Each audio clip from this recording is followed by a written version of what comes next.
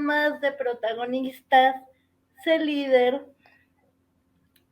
Y hoy tenemos una invitada que de verdad es maravillosa y no lo digo nada más porque es una de mis mejores amigas de toda la vida. Sé que ustedes también la van a amar. Es alguien que ha entregado su liderazgo a los demás a través de la medicina, el trabajo por el bienestar y la salud mental y emocional de las personas. Ana Cristina Cedas, bienvenida. Hola, Sandrita. Bueno, primero que nada, no, vivimos en la misma ciudad y no nos vemos. Yo creo que esto es un encuentro post-pandémico o durante la pandemia. Y yo creo que mucho de lo que, bueno, yo creo que va a salir este tema, pero mucho de lo que yo he aprendido en esta vida es algo que me llevabas mucho. Y yo me acuerdo de chiquitita ahí en ser líder de 14, 15 años sentada y viéndote a ti hablar y yo tengo que conocerla, tengo que hablar con Sandrita, y la emoción es mutua, ¿no? La emoción, esa amistad que perdura, es mutua. Y también cumplimos años el mismo día y siempre nos felicitamos el mismo día, siempre me ganas tú. Sí, sí. Yo creo que es algo de lo que le agradezco mucho a ese líder.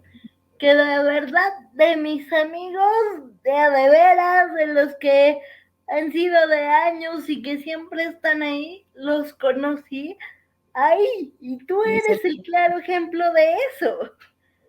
Y Va. cuéntame, porque curiosamente esto es algo que nunca te he preguntado. ¿Cómo llegaste a ser líder? Uf. Me acuerdo, estaba en secundaria, en segundo, tercer año de secundaria, y me acuerdo que llegó, nos juntaron a todos en la escuela, yo estoy en Monterrey, bueno, estudié en Monterrey en el Instituto Mater, uy, tengo años de no decir ese nombre.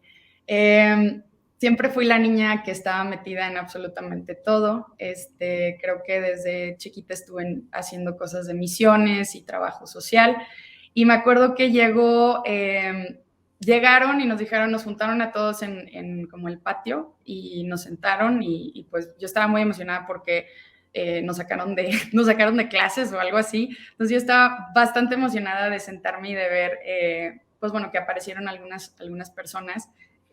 Yo en ese momento yo ya estaba en un grupo de misiones o de como apostolado.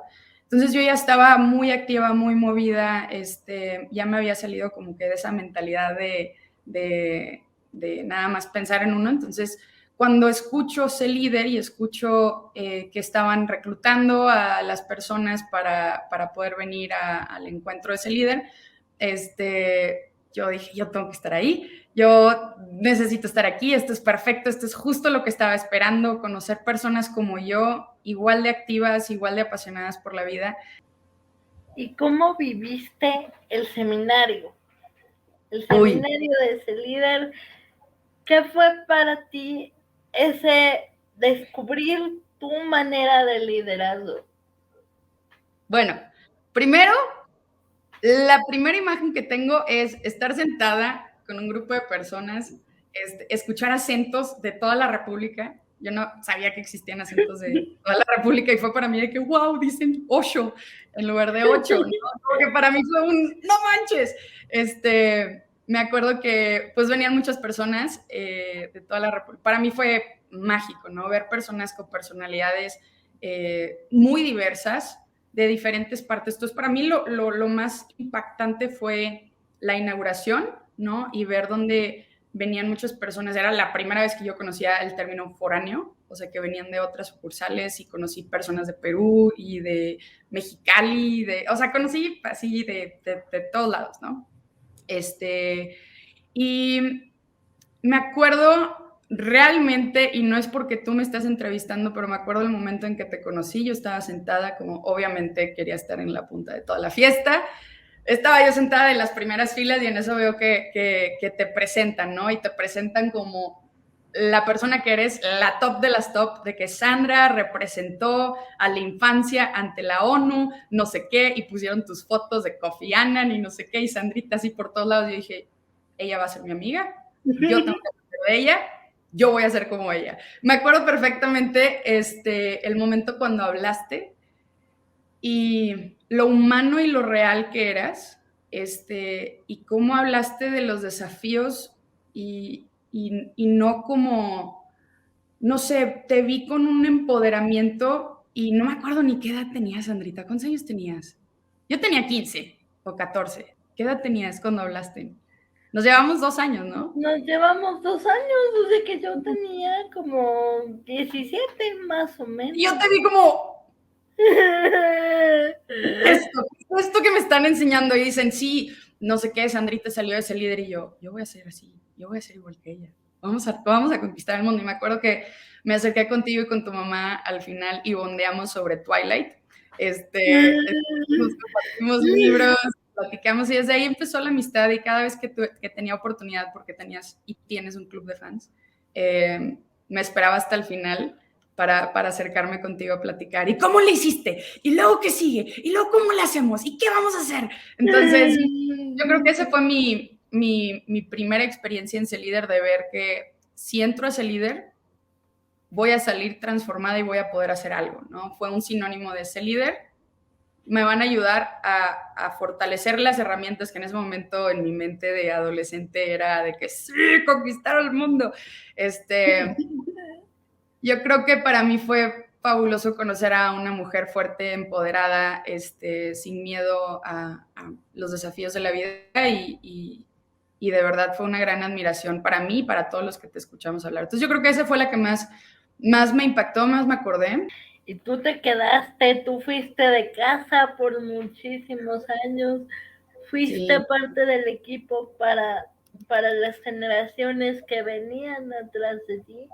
Y yo me acuerdo mucho de que a lo largo de todos estos años, ya tanto dentro como fuera, porque llegó un momento en el que no solo nos veíamos en ser líder, sino también tú y yo ya teníamos una conexión fuera de.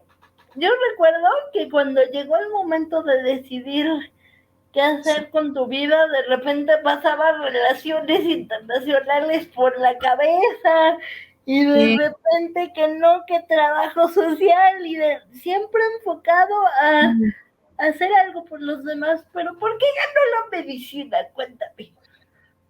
Pues la medicina ganó porque, uno, siempre quise ser médico. O sea, me acuerdo que cuando estaba en kinder, primaria, secundaria, veía que mis amigos y amigas tenían papás médicos y era como yo tenía que ser amiga de estas personas, ¿no? Como era una cercanía como muy inaccesible para mí. La medicina era muy inaccesible. Como te digo, toda la vida me alimentaron mucho esto de Navidad. Déjame, se me fue la pila aquí. De Navidad pedía microscopios y ahí me ves buscando, agarrando mis cabellos y haciéndolos nudito y viéndolo debajo del microscopio, o agarrando tierrita con agüita y poniéndole el microscopio y viendo, como que todo eso siempre me fascinó. Lamentablemente, y no tiene nada que ver con cómo me criaron con mis papás, yo creo que es más con la sociedad, que yo creía que por ser mujer no podía yo ser médico, como estos roles de género, como todos mis amigos, sus papás eran los doctores, las mamás eran diseñadoras, arquitectas, que bueno, mi mamá es arquitecta, ¿no? Y es extraordinaria, pero no lo veía accesible, entonces no sé, quería acercarme lo más que pudiera, ¿no? Me acuerdo que de chiquita me hacía la dormida, y luego me escapaba y prendía la televisión al Discovery Channel para ver, como que en la noche, ya como a las 10, 11 de la noche, 12, ya habían los programas que a mí me gustaban de emergencias, de paros cardíacos y reanimación, y yo estaba como que ahí me hacía la dormida. Siempre me llamó la atención, siempre me gustó, cuando tenía pues todos mis animalitos, como que trataba de ayudarlos, ¿no? De curarlos. Pero fue cuando me fui de misiones en 2008, creo que 2008, 2009, donde me tocó una situación, fui a una comunidad rural en las afueras de Monterrey y me tocó ver a una señora, la primera casa a la que visitábamos, nosotros éramos, pues bueno, misioneros, nos habían dicho que había un conflicto entre la comunidad católica cristiana y la comunidad testigo de Jehová. Yo no lo entendía, pero nos decían de que no se acerquen porque hay un conflicto ahí, pues no religioso, ¿no? Era más social dentro de la comunidad, una dinámica que había sucedido algo, pero lo culparon con la religión, entonces como que nos separaron, ¿no? Pero pues me valió. Entonces yo voy y me meto y veo una señora que traía, una señora ya mayor, más o menos como unos 70 y tantos años, manos llenas de callo de arar la tierra. Yo pues chavita, 15 años, ¿sabes? Yo no sabía nada de eso. Y empecé a hacer preguntas y veía que la señora cuando se paraba empezaba a caminar con molestia en la rodilla y pues yo me sentía con la capacidad de atender a la señora en ese entonces. Y le pregunté qué le había pasado y me contó que tuvo una caída en ese entonces, hace como unos 5 años y que no tenía dinero para rentar, o sea, para ponerle gasolina a una camioneta e ir al hospital más cercano y que le quedó chueca la pierna, le quedó chueca la rodilla. Bueno, ya lo veo en retrospectiva y pues son las barreras en acceder a los servicios de salud y cómo desde chiquita lo estuve viendo muy de cerca y eso como que me fue guiando hacia, yo puedo hacer algo al respecto. Pero en ese entonces lo único que podía hacer al respecto era acordarme de cuando estuve en los scouts y cuando alguien se lastimaba. Entonces agarré 2 pedazos de madera grandotes, se los puse en la pierna, uno acá y uno acá, y ahí con un mecate la amarré y le puse como una férula. Y la señora dice, wow, me dejó de doler. Entonces me dijo, ¿usted es la doctora del pueblo? Y yo, sí, yo soy la doctora. Y luego de repente había, como que se enteraron que la señora se sentía mejor y luego me mandaron a hablar que había otro señor que traía un dolor de espalda y también como estuve en taekwondo toda mi vida, sabía un poquito de cómo hacer masaje en la parte dorsal del cuerpo. Entonces le dije, a ver, acuéstese, señor. Y le hice su masajito y traía una contractura muscular. Entonces ya se sentía mejor. Entonces, ¡soy la doctora! Y luego había un chaparrito descalabrado y ahí voy yo y les digo, pues pásame, órale, pásame aquí algo. Y le puse ahí, afronté los bordes de la se descalabró el chamaco y dejó de sangrar y entonces la doctora y me gustó, ¿no? Me gustó ser útil de esa manera. Entonces termino misiones y me doy cuenta que yo puedo ser médico. Hablé con mi mamá y le dije, mamá, quiero estudiar medicina. Yo quería ser abogada en Derecho Internacional de la Mujer o siempre quise estar en la ONU, en el sistema de la ONU. Fue por eso que me acerqué con Sandrita, por convenenciar y por sus contactos. Y después acabó siendo de mis mejores amigas. Siempre quise estar en la ONU, en el sistema ONU, ¿no? Como salirme de hacer todo eso médico de la ONU, o sea, cosas así, ¿no? Y luego en misiones, unos años después, yo ya había elegido ser médico y empecé a estudiar medicina, por eso ya no tenía mucha oportunidad de estar en Celida porque estaba en la escuela de medicina. Me tocó ir a una comunidad con también este conflicto, católicos, cristianos, ella y yo sin entender, pero fuimos a una casa de una señora de los últimos días que estábamos de misiones, que era una señora ya muy grande, doña Lupe, y era de las familias más empobrecidas de esa comunidad, y nos insistía muchísimo todos los días que fuéramos a su casa, por favor, vengan todos los misioneros, éramos un grupo de como 20 personas, ¿no? Y me dice, nos invita a todos y pues nosotros cuando llegamos, la señora con lo poquito que tenía, compró una caja de cocas, ¿no? De 20 cocas porque pensaba que como éramos regios tomábamos coca, cosa que sí es cierto, pero gastó todo su dinero como que en sus cocas, nos hizo de comer, delicioso, y nos quedamos ahí platicando con ella, cantamos, rapeamos, o sea, traíamos un fiestón, no, ahí con la señora. Y la señora estaba baile y cante, y de que, mijitos, el siguiente día nos íbamos. El siguiente día voy a ir a despedirme de ustedes, les voy a hacer sus sanguchitos para que no se vayan con la pancita vacía y que sus papás digan que aquí no los cuidamos, ¿no? Pero la señora, doña Lupe, como que se empezó a sentir medio rara, la noté como que medio rara, cansada, va al baño, se queda en el baño un rato, cuando regresa ya estaba más calladita y dijimos, bueno, ya es momento de regresarnos, ¿no? Y pues nos despedimos, mañana la vemos y ya, ¿no? El siguiente día no llegó doña Lupe y pues nos tuvimos que ir, ¿no? Y unas 2 semanas después nos marca su nieto diciéndonos que doña Lupe esa noche falleció y que en ese momento cuando estábamos cantando con ella, fue al baño porque tuvo un sangrado de una úlcera gástrica y se estaba pues desangrando. No quería asustarnos, traía mucho dolor, regresó y pues ya estaba más tranquila. Y la llevaron al hospital más cercano, que estaban a unas 5 o 6 horas de distancia, al hospital, bueno, a un hospital, y falleció.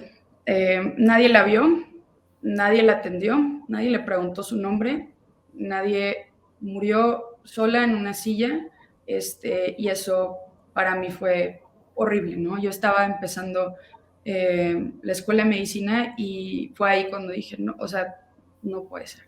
Y fue ahí donde nació esa parte de mí de qué puedo hacer yo. ¿Cómo, o sea, yo no puedo permitir que algo más, una persona más como doña Lupe suceda, muera de esta manera, ¿no? Muera sin ser atendida, sin ser preguntada su nombre ni siquiera, ¿no? Entonces, de ahí también salió esa parte de justicia social y de utilizar lo que yo sé hacer, que en ese caso pues era la medicina y el movimiento y convocar gente para una acción social positiva. Eh, y fue de ahí que pues le seguí, ¿no? En mi carrera de medicina y pues ya después les platico qué sigue, ¿no? Y luego te vas a estudiar la maestría en medicina social en Harvard. Y luego me voy. Pero antes de eso, te quiero decir que rompí las reglas porque a nosotros siempre nos han dicho, y también nos dicen mucho en C-Líder, como tienes que ser un rebelde, ¿no? Tienes que ser un rebelde con causa. Obviamente no hacer cosas ilegales, pero rebelde con causa. Y antes de todo eso, nada más como que quería mencionar, porque hay unos vínculos con C-Líder y la medicina que quería mencionar. Antes de todo esto de la medicina, ya que empezar a estudiar medicina, estaba en secundaria. Me acuerdo que una gran amiga, Dafne Calderón, sabía que yo estaba interesada en cosas de la ONU, en cosas pues bueno, de derechos humanos y de medicina, y como que me llamaba mucho la atención, y me invitó a un simulacro de las Naciones Unidas que hacen en las secundarias. En mi escuela no lo hacían, para poder debatir, ¿no? Entonces ese vínculo, o sea, Daphne la conocí en C-Líder, ella era del staff y yo era de las chavitas. Ya la había conocido desde antes a Daphne, pero era Daphne, ¿qué vamos a hacer para cambiar el mundo? Y es de que, bueno, en 2 años tenemos que armar una organización porque vamos a bla, bla, bla, ¿no? Entonces Daphne me invitó a este evento de las Naciones Unidas, de un simulacro, y yo pues mi escuela no me permitió ir porque no sabían qué era y no me iban a dejar faltar 2 días. Entonces mi mamá les dijo que estaba enferma porque yo tenía que ir a este evento y fui. Fue la primera vez que descubrí, ¿no? Que existen leyes políticas, derechos humanos, que existen cosas que estaban fuera de mi conocimiento en secundaria. Y me puse a leer, y me puse a leer el Corán, y me puse como que a aprender de mi país, el que me había tocado, para defender los derechos humanos. Y me acuerdo que gané, y tengo mi diploma, y algún día, y dije, algún día yo voy a estar aquí. Como comentario, el 6 de noviembre me invitaron como parte de la ONU a un evento internacional de un simulacro de puros estudiantes de todo el mundo, y voy a andar ahí sentada como que viéndome a mí de 15 años, pero ahora en esta posición. Eso lo quería mencionar porque fue gracias a Dafne Calderón, que conocí en C-Líder. Y la segunda cosa que también quería mencionar es las relaciones que se hacen después, como ya lo mencionaste, Sandrita, las relaciones que se hacen después con Mayela López, también la conocí en C-Líder. Yo estaba primer semestre de medicina, segundo semestre de medicina, y yo quería ser oncóloga pediatra, quería estudiar oncología pediátrica, y dijimos, bueno, ¿qué vamos a hacer? ¿No? Yo son puros libros los que leo, no estoy haciendo nada, ya no puedo hacer nada social, estoy encerrada en mi casa leyendo y aprendiendo, y ya me aburrí, ¿no? Entonces, Mayela es fotógrafa y nos juntamos y dijimos, bueno, ¿qué vamos a hacer? Vamos a hacer un proyecto. Entonces, decidimos hacer una fusión entre el arte y la medicina, ¿no? Entonces yo me enfoqué en hacer una campaña de concientización social sobre los problemas de las familias que no tienen la agencia económica y que el 80 y tantos por ciento de los niños que tienen cáncer en el país mueren por falta de recursos, porque no tienen suficiente dinero para pagar el taxi para ir al hospital, porque por las políticas que cancelan el tratamiento oncológico, por cosas así, ¿no? Entonces hicimos una campaña donde conocimos a niños y sus familias, les tomamos una fotografía y cada niño y niña tuvieron una entrevista con un artista y ese artista intervino, perdón, sobre la foto y pintó sobre la foto los sueños del niño o la niña. Y hicimos una galería. De hecho, vinieron varios de ese líder al evento y logramos recaudar, creo que como 170,000 pesos, ¿no? Hicimos una venta y galería de arte. Y yo creo que eso fue algo súper positivo que salió, se quedó como una súper campaña y la verdad eso lo agradezco mucho porque no hubiera sido posible si no hubiéramos tenido el apoyo. También tuvimos mucho apoyo de ese líder en la difusión, y pues bueno, ¿no? Como que después ya de adultos, como que salimos de este mundo y es bueno, ¿qué vamos a seguir haciendo, no? Nada más para enfatizar en estas relaciones que salen años después de estar en seguridad, ¿no? Y luego llega Harvard. Y medicina social, cuéntame eso. Pues estudié medicina, ¿no? Estando en medicina, pues seguía muy consciente de esta situación de pobreza extrema y cómo las personas empobrecidas tienen más riesgo de morir o de enfermar, como el caso de Doña Lupe.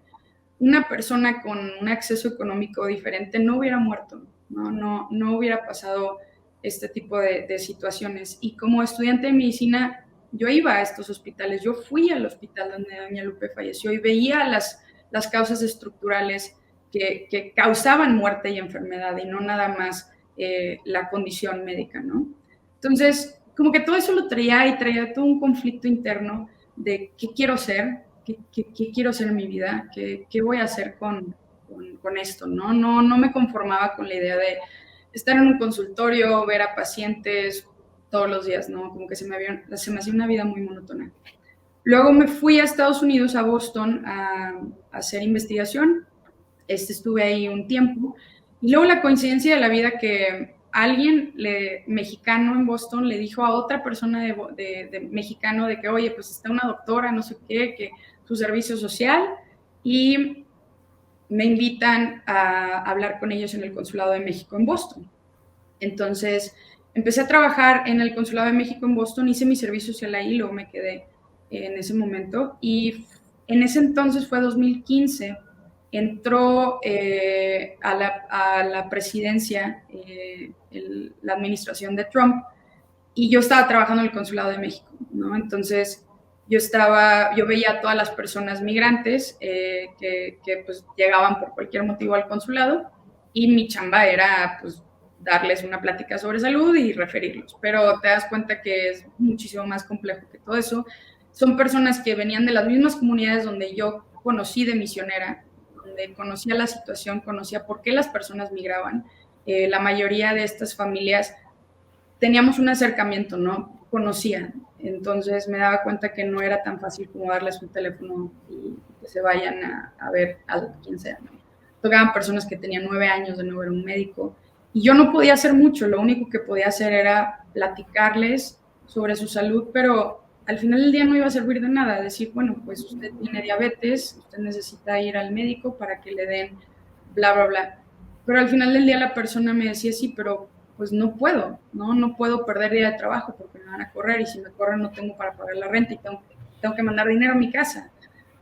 Familias enteras, ¿no? Donde la situación económica, donde la situación política no les permitía. Entonces tenían que sacrificar su salud por su estatus migratorio, ¿no? Eso era lo que querían. Entonces me convertí en una abogada, ¿no? Por los derechos humanos me puse a aprender sobre las leyes, cómo se refieren a las personas. Entonces empecé a armar un sistema en Boston de referencia para las personas migrantes, ¿no? No nada más mexicanas, pero de todos. Me regreso a México y estaba entre dos, ¿no? Y esa fue la platiquita que tuvimos, Sandra, de no sé qué hacer de mi vida. De, pues bueno, sí, pues si sigo el caminito, ¿no? Ya me salí un rato, estuve jugando a la investigación y a los derechos humanos, pero pues yo soy médico, ¿no? Yo tengo que seguir mi caminito, tengo que seguir la medicina. Y pues bueno, iba a aplicar, estaba entre el examen de residencias médicas o aplicar a la maestría de salud global. Yo ya sabía que era algo que me interesaba, pero lo veía bastante inaccesible estudiar salud global y medicina social en Harvard, ¿no? Como que son cosas que vemos en la película. Entonces, pues me animé, apliqué al programa y me aceptaron. Me aceptan, de hecho, el día de nuestro cumpleaños, Sandrita. El 6 de diciembre recibo la carta de aceptación, pero se convierte esto en un año de perseguir dinero, ¿no? De ver cómo pagar todo esto, porque mis papás no tienen el dinero, yo no tengo el dinero, ¿cómo le hacemos para pagar esto, ¿no? Porque yo estaba convencida que si yo me preparaba en salud global, yo podía ayudar a estas familias que estaban en Boston, a estas personas migrantes, y yo aprendía cómo manejar el sistema, si yo aprendía, ¿no? Entonces, apliqué, me aceptaron, fue muy difícil conseguir fondos, muy difícil. Lamentablemente la ciencia es un área donde no hay mucho apoyo económico para personas, para estudiantes. Yo fui extremadamente privilegiada en poder estar en esta posición, ¿no? Y pues bueno, después de hacer campañas de GoFundMe y de abogar y decir, mira, ya la banda ya me dio $5,000 para la escuela, necesito que me ayudes a pagar la escuela Harvard.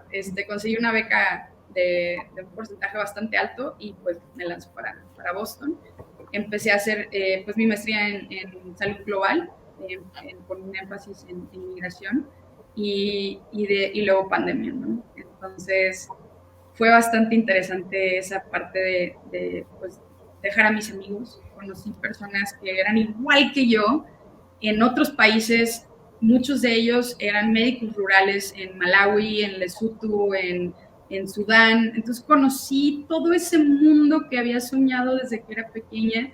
Y como me decían, Ana Cristina, vente, vamos a Malawi, hacemos una brigada en Lesotho. Hay muchos migrantes de Lesotho en Sudáfrica, vente. Entonces, abrió mi mundo y abrió mi perspectiva a una manera donde lo podía ver accesible y lo podía tomar, hacer algo al respecto. Entonces, empecé a trabajar en mi tesis, me metí a clases de migración y salud, me metí en mis clases de medicina social, estadística, todo eso, y como que puras cosas por todos lados. Tuviste una temporada trabajando con campamentos de migrantes en Estados Unidos, en temas de salud, justo cuando el tema de los campamentos estaba todo lo que daba. Y como parte de la salida de tu maestría y de tu trabajo final de la maestría, te fuiste a estos campamentos de migrantes. Sí. Entonces, pues bueno, parte de esta maestría, esto fue justo como regresé a México. Yo me vine en Semana Santa en marzo 2020 y no sabía que me iba a quedar aquí. Y fue mucho, tuve varios encuentros con la población migrante antes de entrar a mi maestría, estando en mi maestría y ahorita terminando mi maestría, ¿no? Entonces, antes de mi maestría, me acuerdo en unas vacaciones que iba a regresar para México, bueno, ya no eran vacaciones, ya me iba a regresar de Boston, donde ocurre el primer movimiento de las caravanas de las personas migrantes. Eran entre 3,000 y 6,000 personas por caravana y pasaron como unas 5 caravanas. Y pues yo estaba en la Ciudad de México diciendo, bueno, ¿qué voy a hacer? ¿No? O aplico la maestría o aplico a la residencia. Entonces yo estaba muy frustrada, no sabía qué hacer.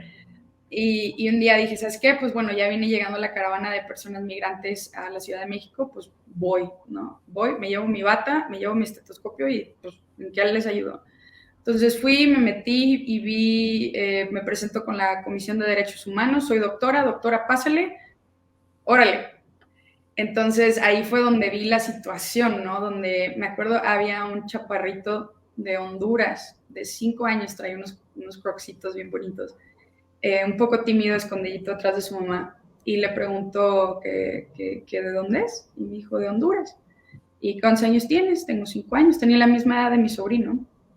Y pues le dije, bienvenido a México, y como que sonreía tímido en una esquina, y me quedé pensando que esto pudo haber sido, él pudo haber sido mi sobrino, ¿no?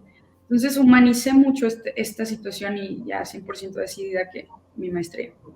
Y luego fui a una misión en Tijuana, esta misma caravana subía, y en ese momento estaba la situación donde estaban metiendo a todas las personas migrantes a las estaciones migratorias, centros de detención migratorio en la frontera México-Estados Unidos, y los niños estaban siendo separados de sus familias, ¿no?